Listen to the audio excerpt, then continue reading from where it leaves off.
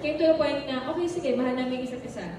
Pero, at the same time, alam mo, ma-agree din naman ako sa'yo na kapag komplikado na, umalis ka na. Pero binigyan ko siya ng hope. Yun. Kasi, syempre, bae, lambot. So, binigyan ko ng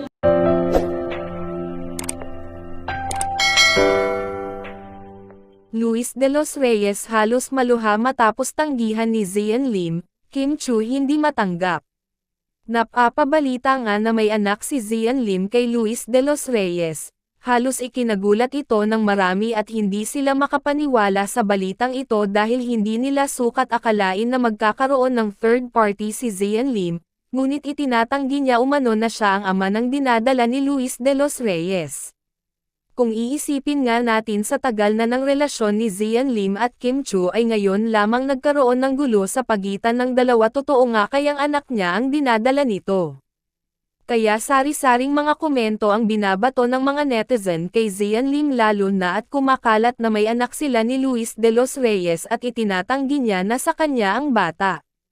Pinabulaanan ito ng pamilya ni Zian Lim ngunit nang si Luis ang tinanong ay galit na galit itong sumagot dahil hindi nga tanggap ni Zian ang dinadala nito.